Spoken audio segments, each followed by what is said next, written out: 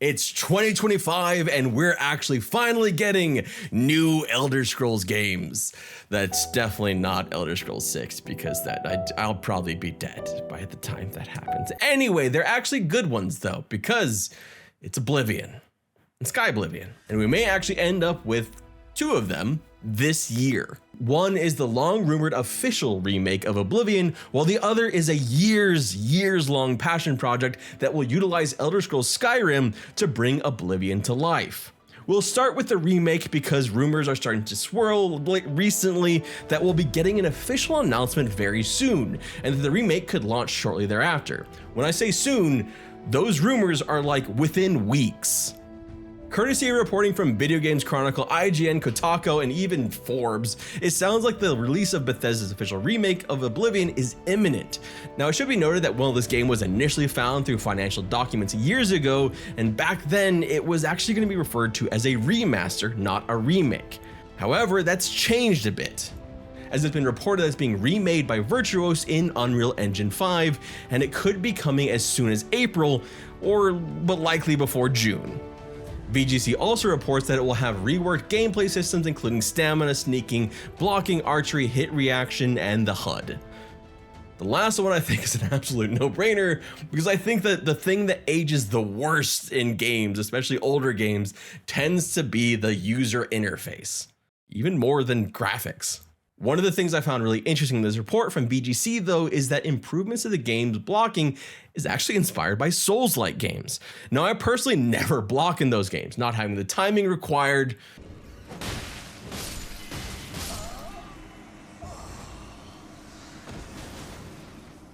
Run. And instead tend to just dodge roll a ton. No, not like this. No, not like this.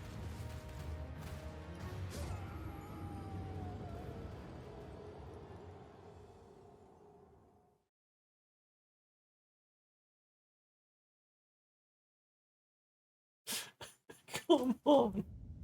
Come on. Come on. But with how much I've loved the act of parrying in Expedition 33 lately, I'm interested to see at the very least how this goes and if it's satisfying and crunchy. But most of all, I just want to relive the story of Oblivion, because I actually played Oblivion when it first came out. I played it on, I think I played it on Xbox. I played it on console, and it was one of the first like big open RPGs I ever played. I'd played Morrowind before that, but even memories of Morrowind are more hazy for me than Oblivion. It's been long enough and I have enough ADHD that I can't remember a lot of key points. In fact, I think I just remember the very end of it and going to a specific part in the end of it. There's a whole lot of things I just don't remember. So I'm looking forward to getting to experience that story. And it seems like I'll have to make a choice in how I want to re-experience that story. Through this official remake, or perhaps more likely, because that's where I'm leaning right now, a passion project that's been going on for over a decade.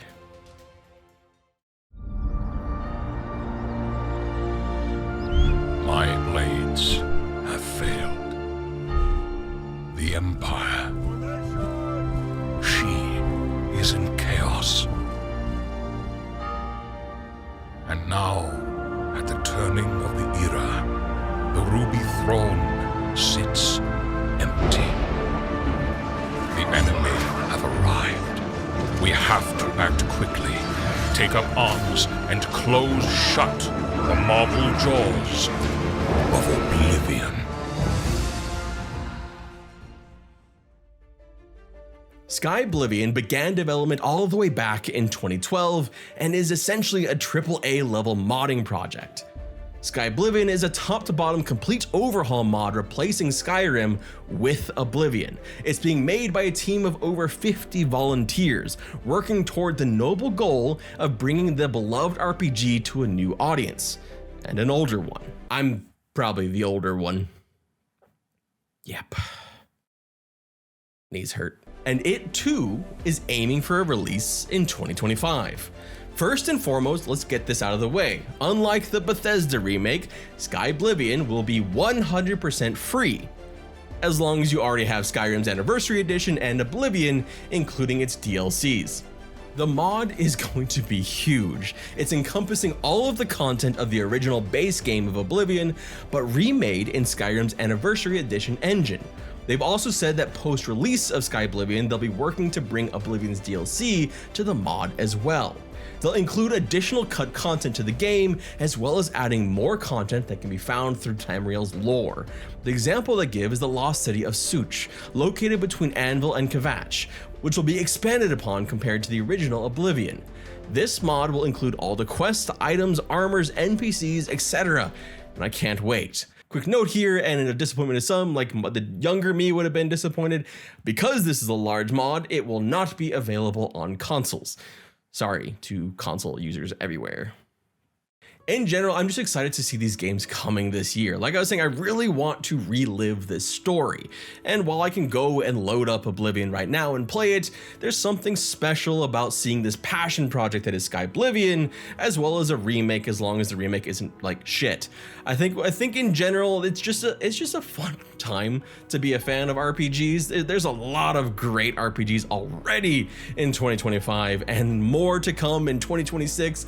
And I'm enjoying myself. I'm living the freaking moment right now, and I cannot wait for this game to come out, both of these games to come out.